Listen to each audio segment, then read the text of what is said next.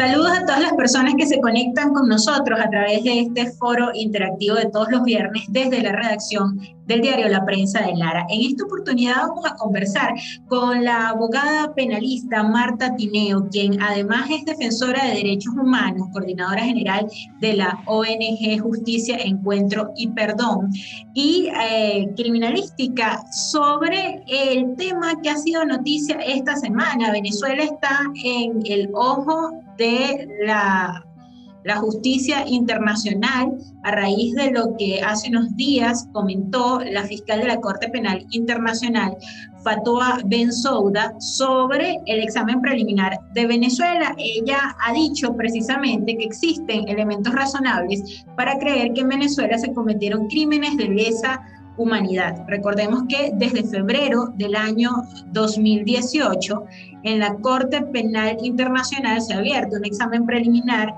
que se denomina Caso Venezuela 1, donde pues se está investigando, me corregirá la experta al respecto, los crímenes de lesa humanidad que se han cometido en Venezuela desde abril del 2017. Hay varios expedientes que se han remitido a la Corte sobre el caso Venezuela 1, entre ellos la Organización de Estados Americanos, que es prácticamente como la caja de resonancia de la investigación, ha emitido varios expedientes y han solicitado que se investiguen crímenes de lesa humanidad en Venezuela desde las protestas de febrero del año 2014. En septiembre del 2018, países miembros o que han suscrito el Estatuto de Roma, países miembros del Grupo de Lima, también solicitaron que se investigaran crímenes de lesa humanidad en Venezuela. En ese camino, en ese examen preliminar que tiene 4 fases, Venezuela desde finales del 2020 se encuentra en la fase 3, que es la fase de complementariedad, donde se verifica, la Corte Penal Internacional verifica primero si efectivamente acá se han cometido crímenes de lesa humanidad, se han generado ataques sistemáticos contra la ciudadanía en delitos como detenciones arbitrarias, violaciones, torturas, tratos crueles e inhumanos, asesinatos, violaciones sexuales, y se determina si el Estado en cuestión, si Venezuela está investigando estos delitos de lesa humanidad.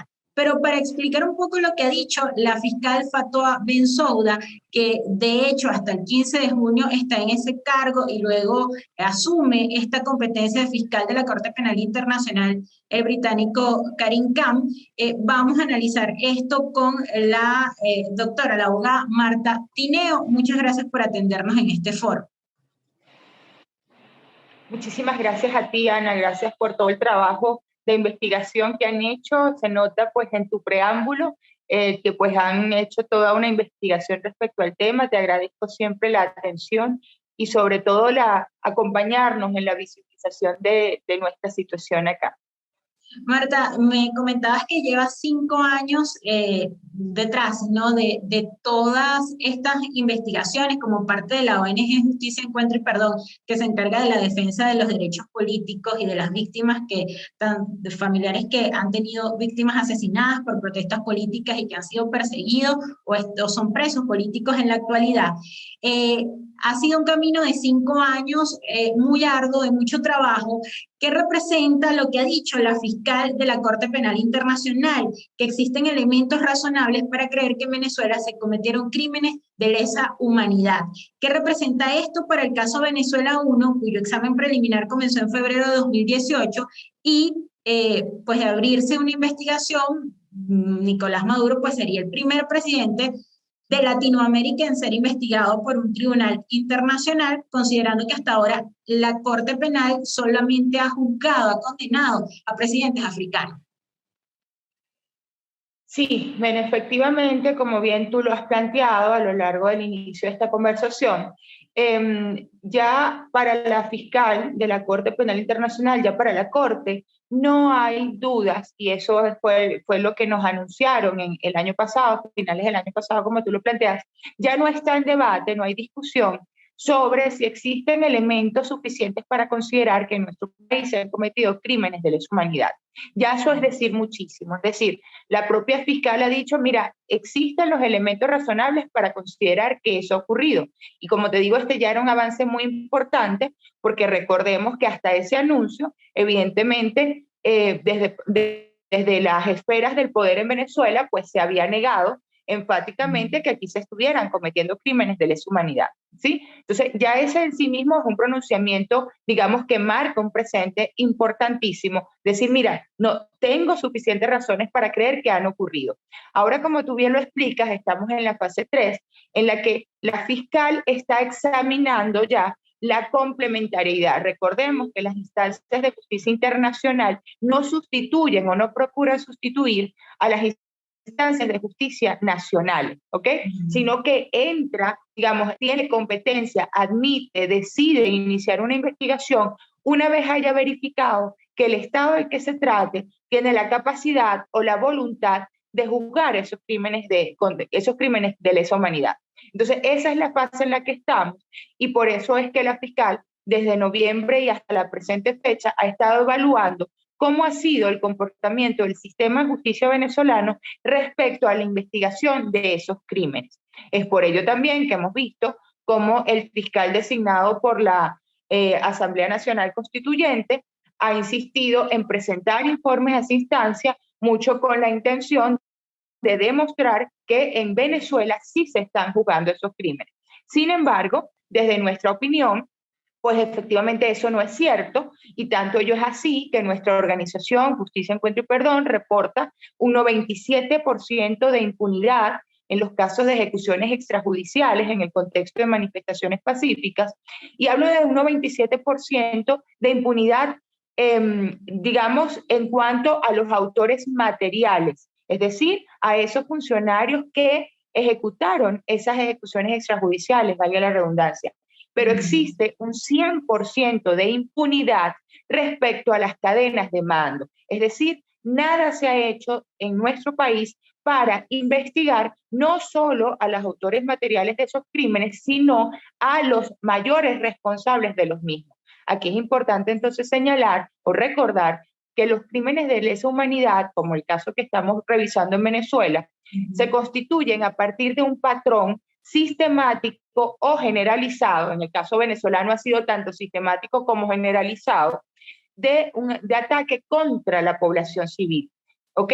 Y evidentemente ese patrón de ataque debe ser diseñado por las máximas esferas del poder y siendo conscientes, además, en otro de los requisitos, que haya conocimiento del daño que se está causando. Entonces no pudiéramos nosotros considerar que, por ejemplo, el autor material del asesinato de Geraldine Moreno en 2014 pueda ser el responsable de un patrón sistemático y generalizado de ataque contra la población civil, sino que definitivamente las altas esferas de poder son quienes pueden ser responsables de ese patrón y esas son las personas que juzga la Corte Penal Internacional. Entonces, en ese sentido, vuelvo a decir, en Venezuela vemos un 100% de impunidad respecto a los autores o responsables de ese patrón de ataque. Marta, cuando la fiscal dice, estoy a cuestión de horas de definir una decisión sobre lo que sería el examen preliminar, ¿a qué escenarios nos enfrentamos? Porque la actuación del fiscal general de Venezuela, Tarek William Saab, desde finales del año pasado ha sido acudir a la Corte Penal como emisario con el propósito claro que tiene el gobierno, pareciera, de renegociar lo que allí se está investigando o renegociar lo que estipula ese examen preliminar. ¿Esto es posible? Tú dijiste que el gobierno lo que quiere es como dilatar las investigaciones, frenarlas, por así decirlo. ¿Cómo lo puede hacer? No, fíjate, no es posible que pudiera renegociarse aquí nada, porque recordemos algo, estamos hablando de justicia y la justicia definitivamente no entra en ningún espacio de negociación, de diálogo, ni mucho menos, y mucho menos si estamos hablando de crímenes de lesa humanidad, crímenes que lesionan a la humanidad completa. Entonces aquí no hay posibilidad de ninguna negociación, de ningún acuerdo, ni mucho menos. Digamos, eso sería posible en otros escenarios políticos o de otra naturaleza.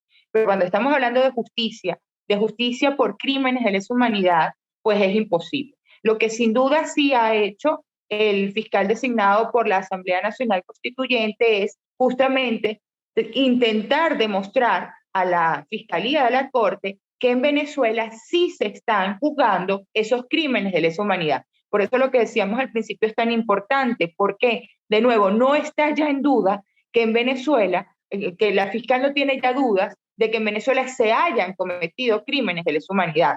Tiene suficientes elementos para así considerarlo. Por eso te decía que ese pronunciamiento de final del año pasado era tan relevante.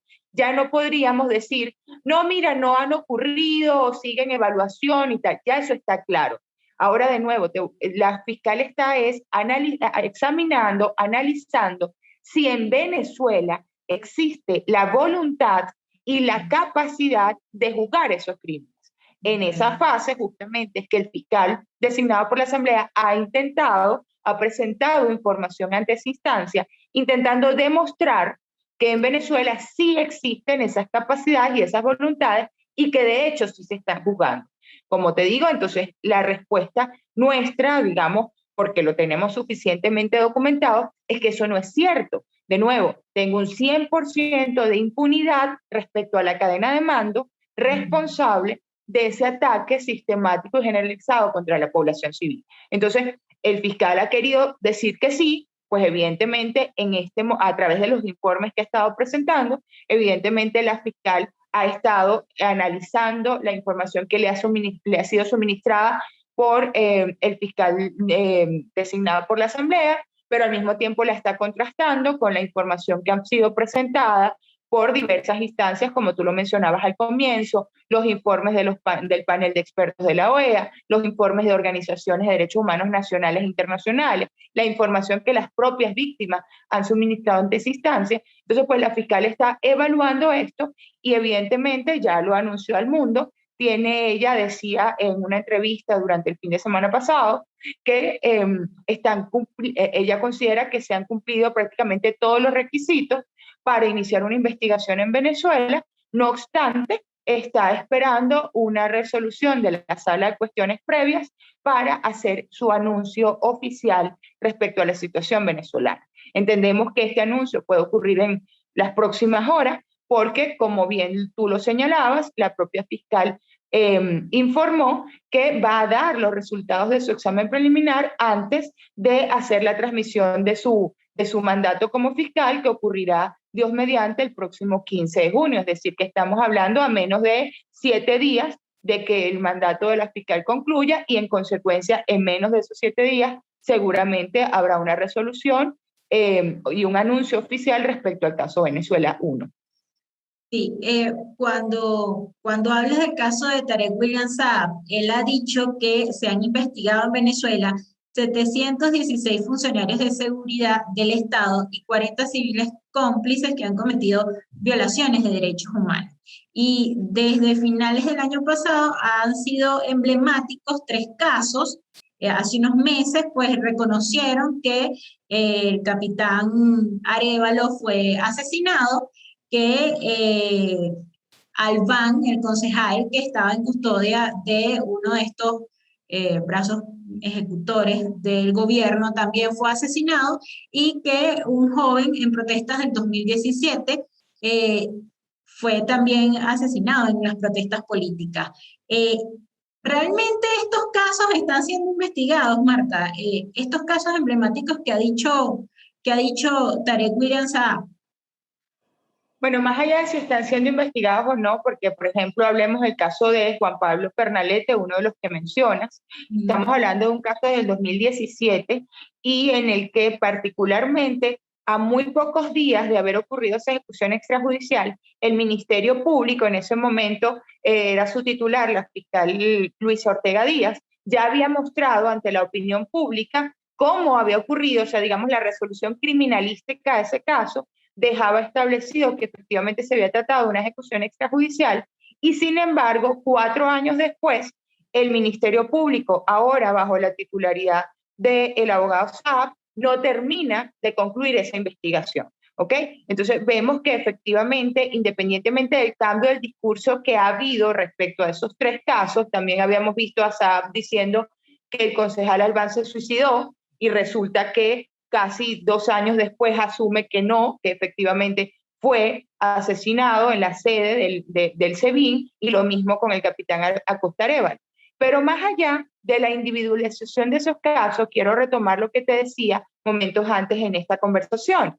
Y es que independientemente de que efectivamente por fin el Ministerio Público venezolano esté investigando esos 3 crímenes, eso no significa que haya una investigación respecto a la cadena de mando. De nuevo, contra los máximos responsables de ese patrón de ataque, que son los que se constituyen en crímenes de lesa humanidad, que es lo que estaría conociendo la fiscal de la Corte Penal Internacional. De nuevo, el que yo investigue la responsabilidad penal individual de un funcionario en un caso no significa que estoy investigando a los responsables de ese patrón de ataque. Entonces decir, mira, estoy investigando a 40 civiles y a 700 funcionarios, es que de eso no se trata, volvemos a lo mismo. No se trata de investigar como hechos aislados e inconexos diferentes delitos contra los derechos humanos. Se trata de investigar a los máximos responsables, es decir, a la cadena de mando que favoreció, ejecutó, consciente del daño que se estaba causando, ese patrón de ataque. Y respecto a eso, nada se ha hecho, y tanto es así que ni siquiera el fiscal Saab se atreve a decir que se están investigando cadenas de mando. Entonces, lo que quiere hacer ver el Ministerio Público venezolano es que son hechos aislados, que un funcionario por allá mató a un muchacho, que un funcionario por aquí hizo otra cosa, y que eso no tiene nada que ver con una política de Estado, de represión, de persecución por motivación política, que efectivamente es de hecho lo que sí ha ocurrido en nuestro país. Hasta hace unos días, cuando conversaba contigo, Justicia, Encuentro y Perdón tenía un registro de 328 presos políticos en el país. No sé si esto ha aumentado en cuestión de días o se mantiene esta cifra. Es la cifra que mantenemos al día de hoy. Más de 100 de estos presos políticos son militares. Cuando tú hablas, el fiscal hace creer que se están investigando casos, hechos aislados. De esa lista de presos políticos o incluso los más de un centenar de fallecidos en protestas políticas que tienen, ¿a cuántos militares, quizás tengan ese número, a cuántos militares o cuántos funcionarios policiales hoy están presos? Es que resulta que, de nuevo, nosotros estamos hablando en ejecuciones extrajudiciales de un 97% de impunidad. Mira lo que representa eso, y estamos hablando de casos desde el 2014 hasta la presente fecha. Tenemos casos del 2014, es decir, 7 años ya de haber ocurrido, que al día de hoy el Ministerio Público ni siquiera ha concluido la investigación en torno a esos casos. Es decir, son casos que ni siquiera se están ventilando en tribunales de la República. Y así tenemos casos del 2016 y casos del 2017 y del 2019 y sucesivamente.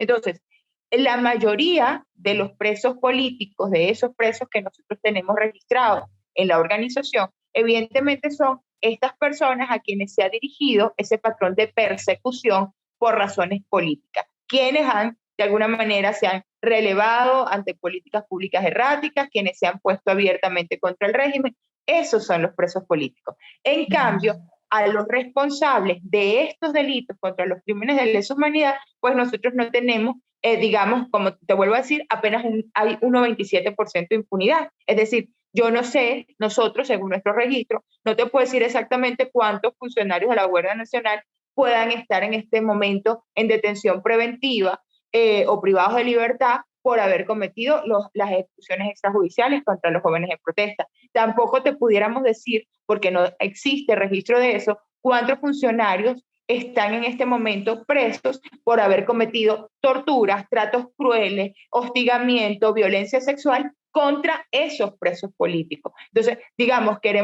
hay un discurso aquí que no se concilia de ninguna manera. tenemos 328 presos políticos, pero no sabemos cuántos hay, cuántos de esos que dice el fiscal, de esas investigaciones que según él se están realizando, nosotros no sabemos cuántos funcionarios están presos por haber cometido estos crímenes contra los derechos humanos. Perdón. Entonces, aquí evidentemente entendemos que hay sobre todo una manipulación en la cifra. Nos dicen, mira, tú acabas de decir que él anuncia que hay más de 700 personas, funcionarios investigados. Pues yo no sé cuáles son, porque de nuevo, lo que sí te puedo decir es que yo tengo un registro de 331 ejecuciones extrajudiciales en nuestro país y tengo un 97% de impunidad. Y tengo más del 80% de esos casos en fase de investigación. Es decir, que el Ministerio Público ni siquiera ha concluido una investigación en ese sentido. Entonces son cifras que no se concilian y evidentemente esas son las cifras, esas son las realidades que en este momento están en examen preliminar. La realidad de las víctimas, la realidad de las organizaciones de derechos humanos que hemos documentado esta situación es totalmente opuesta a esta realidad que se quiere mostrar a través de esta vocería oficial. Marta, ayer Tarek sacó un comunicado en el que se atreve a decir que países como Colombia, donde se investigan los crímenes de lesa humanidad y los ataques, por así decirlo, de guerra que ha cometido la guerrilla en 60 años, tiene 12 años en un examen preliminar.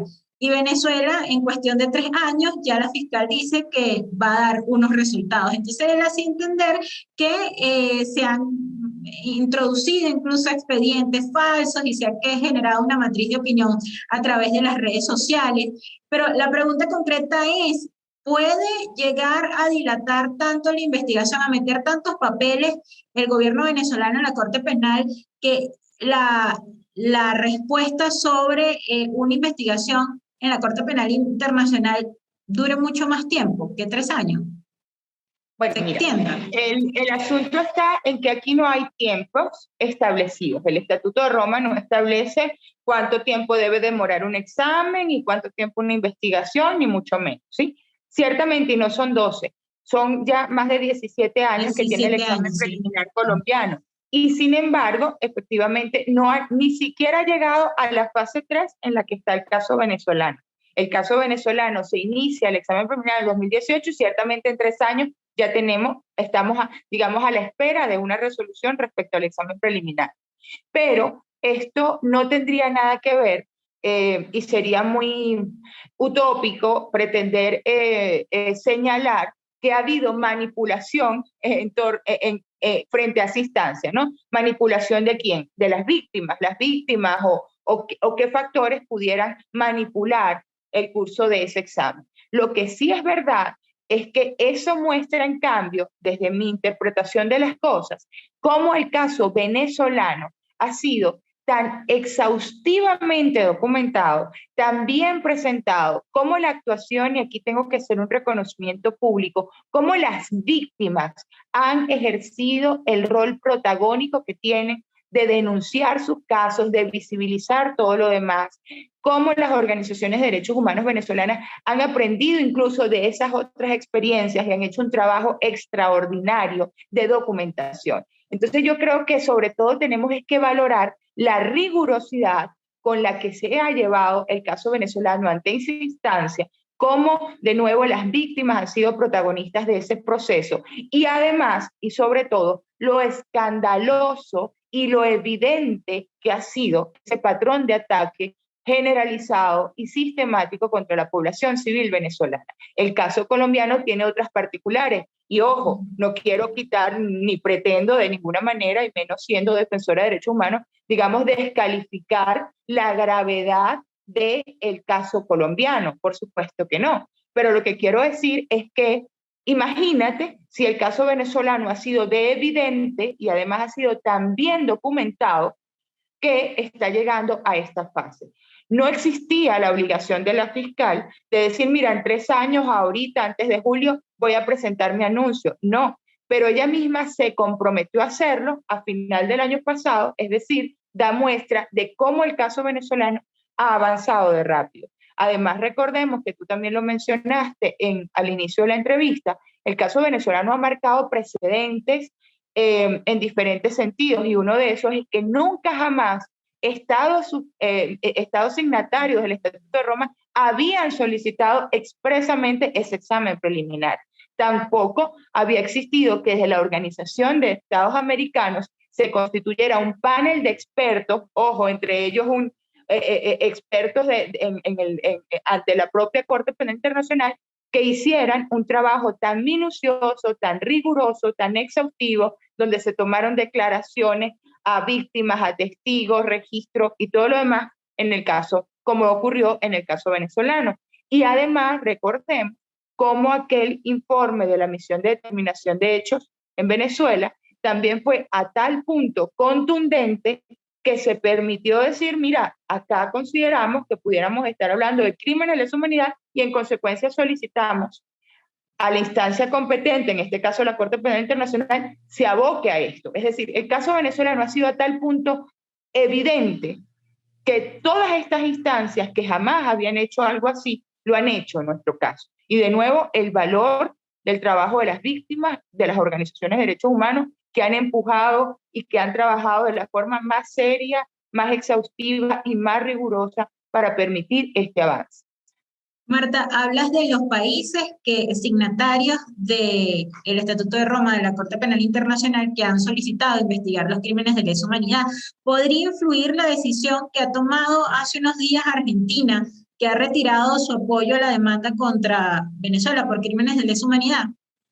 No, definitivamente no. Y ahí tengo que decir pues que creo que es una mancha que quedará en la historia de Argentina en ese sentido, porque lamentablemente vemos cómo desde una estrategia o posición política se retrocede tan vergonzosamente en algo que nos es común a todos los países y es la búsqueda de la verdad y de la justicia, ¿no? Entonces, haber retirado su solicitud, digamos, ya no tiene ningún efecto ante esa instancia.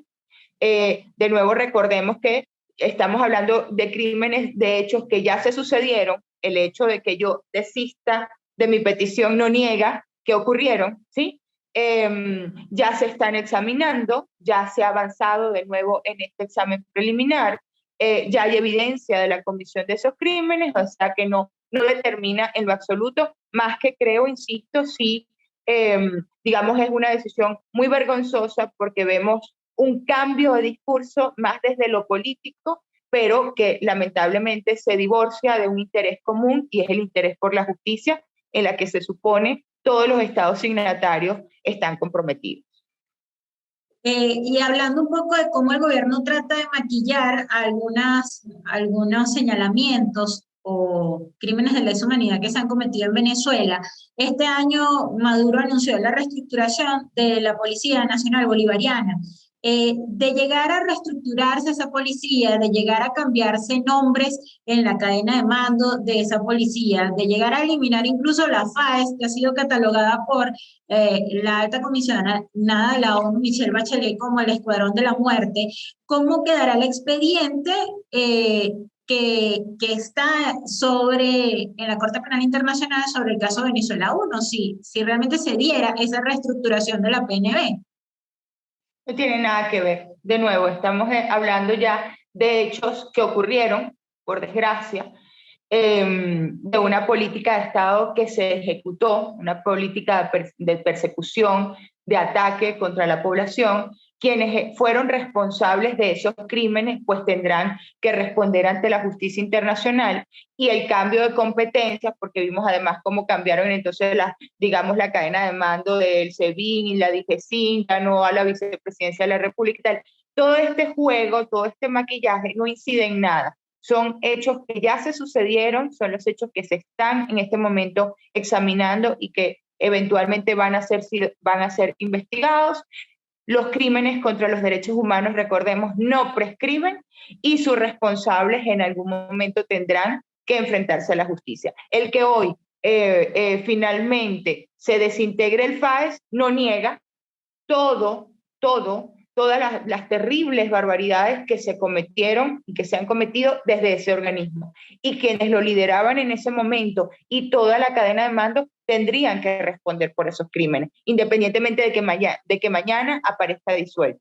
Entonces, no tiene nada que ver, entendemos que sí hay quizás una intención de lavar el rostro a algunas instituciones, algunas autoridades de máximo poder en nuestro país, pero es, digamos, un intento absurdo porque, de nuevo, nosotros no podemos negar lo que pasó. Los presos políticos que han sido torturados, no podemos negar eso hacia el futuro, no podemos negar la muerte de Acosta Arévalo al haber sido brutalmente torturado en las instalaciones del DGCIN, ni la muerte de Fernando Albán en la sede del SEBIN. Eso no lo podemos negar. Entonces, quienes sean responsables de eso, pues tendrán que enfrentar la justicia y ojalá a partir de allí no solo haya justicia y reparación a las víctimas, sino que se cimienten garantías de no repetición para que estas barbaries nunca más ocurran en nuestro país. Y bueno, ¿qué expectativas hay sobre el nuevo fiscal, Karim Khan, el británico, que asume a partir del 15 de junio? ¿Qué rumbo puede tomar la investigación sobre el caso Venezuela 1 una vez que él se haga cargo de estos exámenes preliminares que hay en la Corte Penal?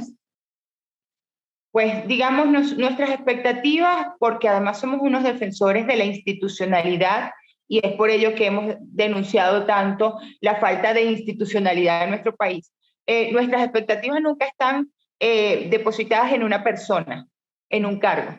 Nuestras expectativas están depositadas en la institución, en los procedimientos, en la rigurosidad de la norma, de tal manera que quien sea que asuma el cargo ante esa instancia, pues nosotros, las organizaciones y de nuevo las víctimas, estoy segura, seguimos haciendo nuestro trabajo con la misma rigurosidad, con la misma exhaustividad, con la misma responsabilidad que se ha hecho hasta ahora y apelamos de nuevo a la institucionalidad y al respeto de la norma y del derecho.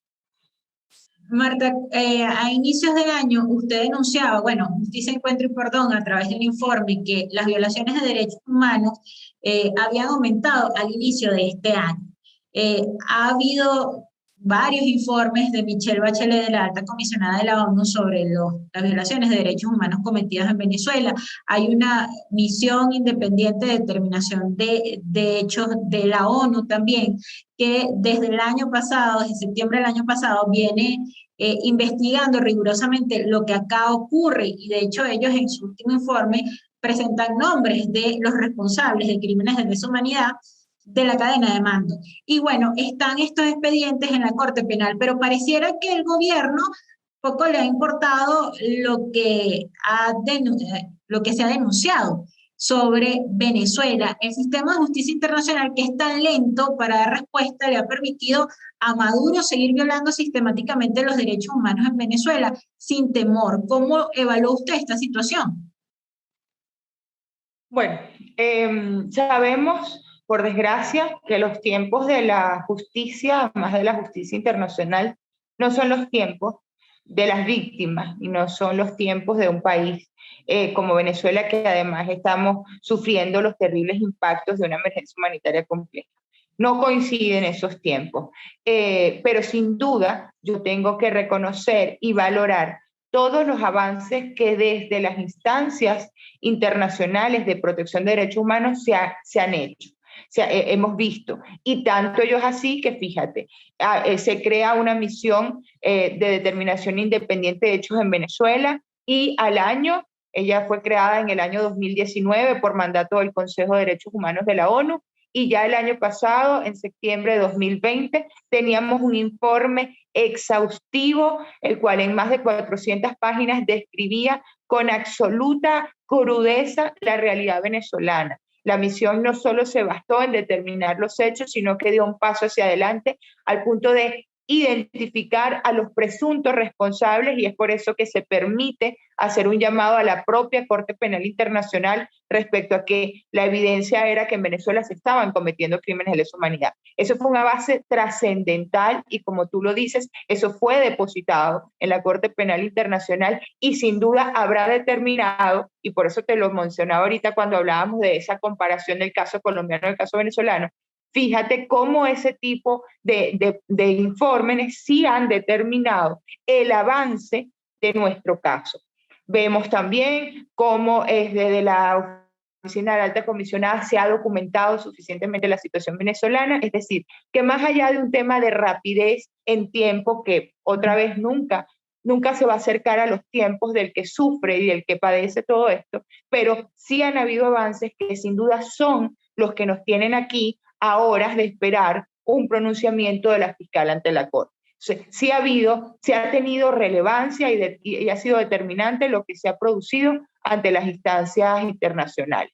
Esas son nuestras expectativas. De nuevo, creo que tengo que insistir, siendo una organización de víctimas, que aquí ha sido determinante el trabajo de las propias víctimas, cómo rompiendo el miedo, el hostigamiento, el acoso y la persecución se han atrevido a denunciar y a visibilizar lo que aquí está pasando.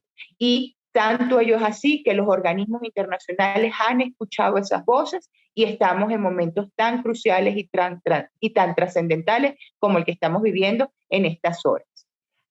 Marta, usted ha dicho que, bueno, en Venezuela la impunidad prácticamente es total, pero ¿cómo es su valoración sobre el sistema de justicia venezolano, donde es evidente la parcialidad de los jueces, que actúan como actores políticos, prácticamente? Son como el brazo político del gobierno, donde quitan y eliminan o encarcelan a quien hace disidencia en este país.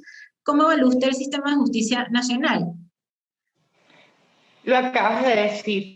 Y además es tan evidente que la propia alta comisionada para los derechos humanos en algunos de sus informes también así lo ha establecido. De hecho, en algún momento se pronunciaba respecto a la provisionalidad de los jueces y fiscales en nuestro país. Es decir, cómo todos los jueces, fiscales y funcionarios del sistema de justicia no tienen ningún tipo de titularidad, no tienen ningún tipo de estabilidad, son designados a dedo por quienes ejercen el poder y en consecuencia su trabajo se limita a seguir instrucciones.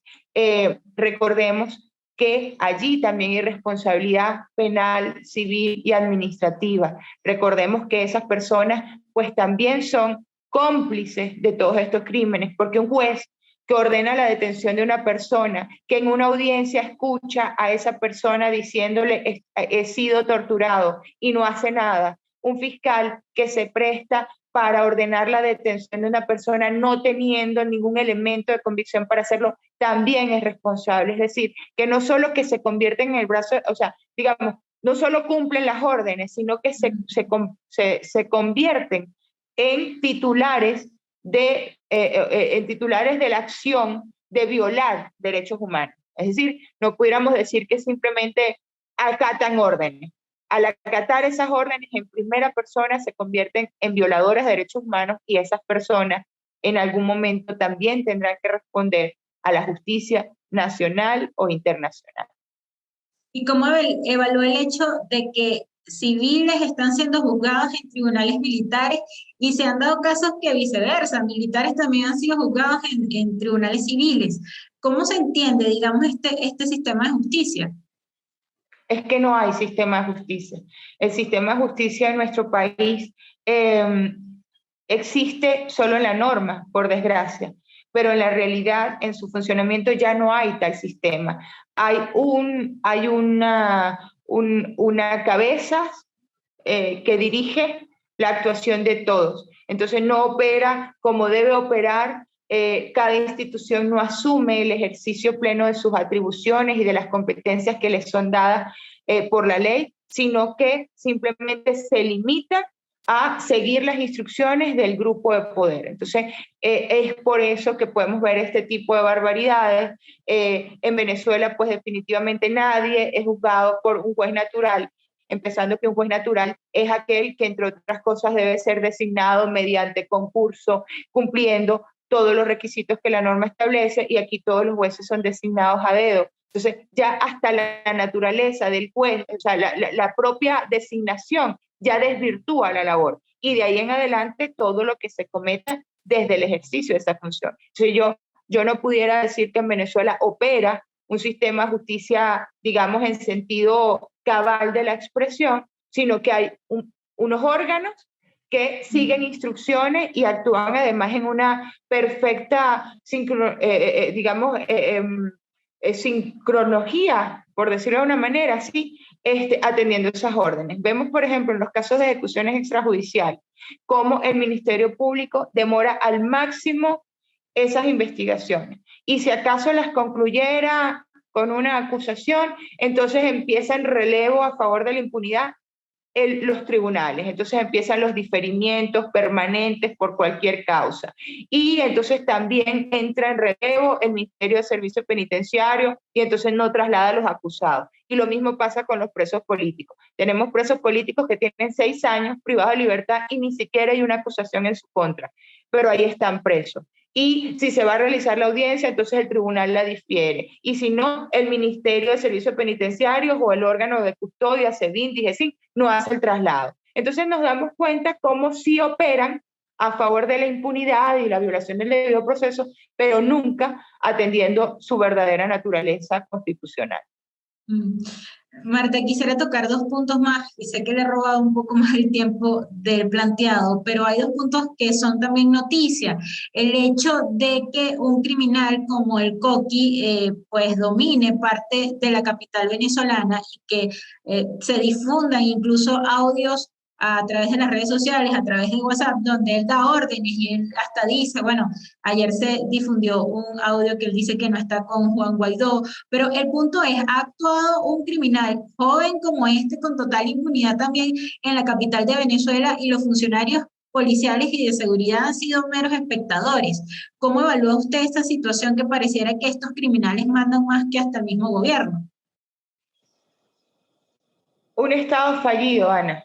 Esto no es más que muestra de un Estado fallido, donde todas las instituciones se desnaturalizaron, donde hay un estado de absoluta anarquía, donde grupos de poder ejercen ampliamente sus objetivos, sus intereses. No hay respeto de nuevo a la institucionalidad. Por desgracia, los cuerpos de seguridad del Estado están prestos solo a la persecución política, atendiendo las órdenes que reciban, no para el control de la delincuencia, no para el control de este tipo de cosas. Entonces, pues lamentablemente eso es demostración de que estamos en un estado fallido, donde toda la institucionalidad se perdió y pues ante eso los ciudadanos estamos a la buena de nosotros mismos. Y en consecuencia, por eso ha sido nuestra necesidad, los defensores de derechos humanos, de denunciar esta situación ante organismos internacionales, porque sabemos que, por desgracia, en Venezuela pues no existe la capacidad ni la voluntad de avanzar en la reconstrucción del tejido social, en la recuperación del sistema democrático, en la reinstitucionalización de las instituciones públicas. Es decir, lamentablemente esto no es más que muestra de un Estado fallido, un Estado delincuencial.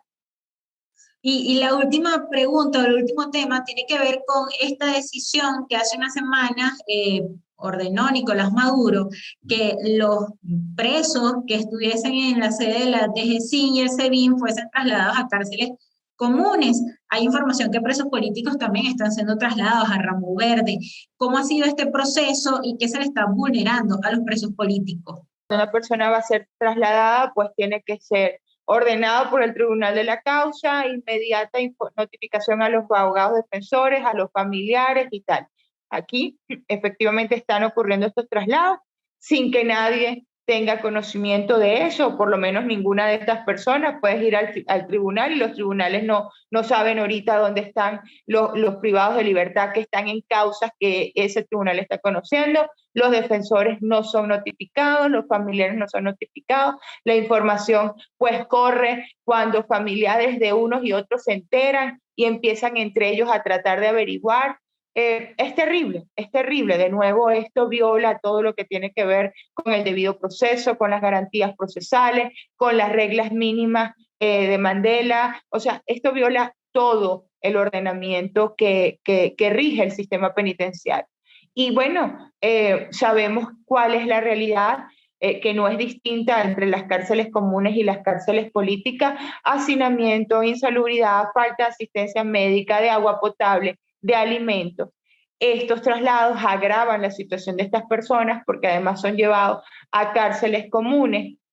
Conocemos también la peligrosidad en esos centros de reclusión. Entonces, bueno, sus vidas están aún en más peligro, nadie pues pudiera garantizar su integridad física y además coloca mucho más en cuesta arriba las posibilidades de las familias de satisfacer las necesidades. Recordemos que las familias de los presos políticos y las familias de los presos comunes de nuestro país son quienes tienen sobre sus hombros la responsabilidad de dotarlos de agua potable, de medicinas, de alimentos. Entonces imagínate una persona que está ahora en el SEBIN y de repente deciden trasladarla a Yare. Imagínate las dificultades que supondrá para su familia, entonces poder llegar a este nuevo sitio de reclusión, a dotarlo de esos insumos. Entonces, digamos que aquí, de nuevo, hay opacidad en el proceso, hay violación de las normas establecidas en el Código Orgánico Procesal y hay mayor riesgo en la vida de estas personas y encima mayor precariedad en sus condiciones, limitando la posibilidad de los familiares de atender las necesidades básicas de estas personas. Y retardo procesal, Marta, quizás también tenga que ver eso, porque si ya estas cárceles comunes están abarrotadas de presos, agregarle más, eso incurriría en el retardo procesal. Bueno, habrá que ver seguramente la incapacidad del Ministerio de Servicios Penitenciarios ahora de trasladar a esas personas a las audiencias cuando sean convocadas. Pero de nuevo, es que el retardo lo vemos, como te lo decía hace rato, de todas las formas. Es decir, el fiscal simplemente con no concluir una investigación, el juez con no realizar la audiencia, servicios penitenciarios con no trasladar a la persona. Entonces puedes tener a alguien privado de su libertad 6 años. Es decir, en una suerte de condena anticipada para que luego de repente sean utilizados como piezas de negociación y decir, bueno, ahora vamos a escarcelarlos y entonces resulta que tuviste a una persona 6 años privada de su libertad, sometido a torturas, a tratos crueles y a todo esto terrible que hemos hablado y luego lo negocias en una mesa de diálogo o qué sé yo, o tratas de dar muestras de buena voluntad y como que no pasó nada, bueno, lo escarcela. Entonces, esa es la tragedia venezolana en la que definitivamente nosotros hemos puesto el ojo y afortunadamente las instancias internacionales de protección pues también lo han puesto y de nuevo es lo que nos ha permitido avanzar hasta este momento. Marta Tineo, muchísimas gracias por acompañarnos en este foro, por su tiempo, por su análisis. Ella es coordinadora de la Organización de Derechos Humanos, Justicia, Encuentro y Perdón. Agradecidos por acompañarnos en este foro interactivo. Muchísimas gracias a ti, Ana. Bendiciones para ti, para toda tu audiencia. Que Dios los bendiga y que sigan acompañándonos en esta labor de informar. Gracias y a todas las personas que nos ven a través de las redes sociales del diario La Prensa de Lara. Será hasta una próxima entrega. Estaremos atentos sobre lo que pase en este examen preliminar de Venezuela en la Corte Penal Internacional. Agradecidos, los acompañados Categui.